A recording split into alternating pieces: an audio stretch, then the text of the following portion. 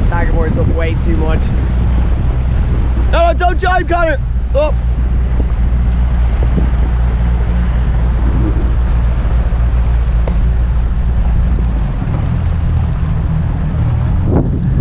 Hey Connor, will you jibe back on the starboard and then we'll do it from there.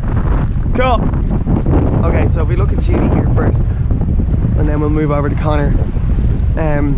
Dagger board's probably a little too low. Could definitely do it being up a bit more. It's good she's got the kicker on, but it's probably a little bit too on.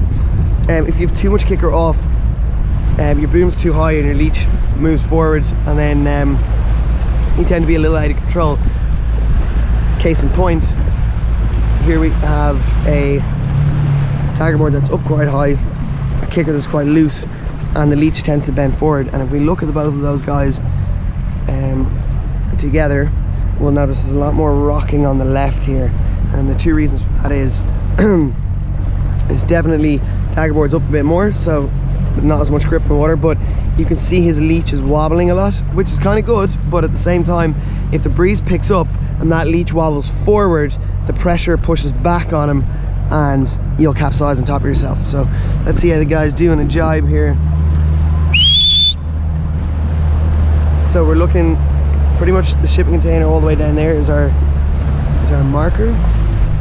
We can see Connor's nearly on 90 degrees over here. He's gone about 90 degrees to try and jibe, where Judy, she did in a bit more.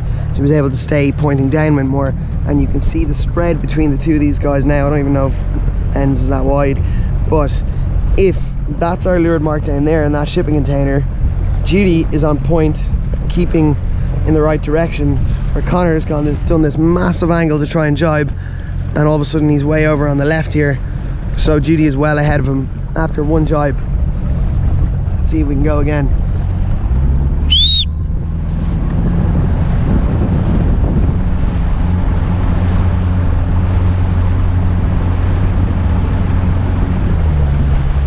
Again, quite a large angle. You can see him really cutting through the water there, and now bearing away at the end. So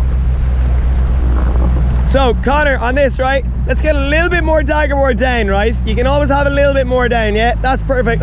Maybe a little bit, yeah, about there, right? Because you know, there's probably about 4 inches in the water now. That's fine, right? That gives you your steering. Because one of the things is when your dagger board's up so much, if you only have the rudder in the water, your steering goes to shit, yeah? And I noticed that you can see you're moving the tiller a lot and the rudder's not really doing much, okay? So that's pretty much as high as you want that dagger board, okay? The other one is your kicker is quite loose, and it tends to let your leech warp forward a lot, which in turn gives you that instability as well, okay? On a light day, it's okay, it's not a bad thing, but if you have any wave of gust, you'll tend to capsize on top of yourself if your kicker's too loose, yeah? So be conscious of that.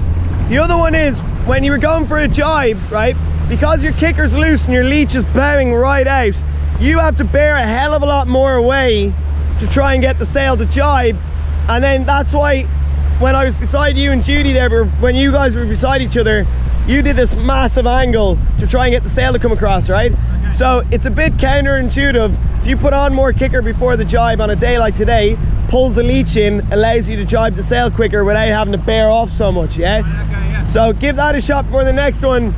It's looking, did you put on a bit of kicker there, did you? Yeah. Okay, so next time now when you go for the jibe, hopefully you'll notice with a bit of dagger board down, you have a bit more steering now, and the leech is closed a bit more.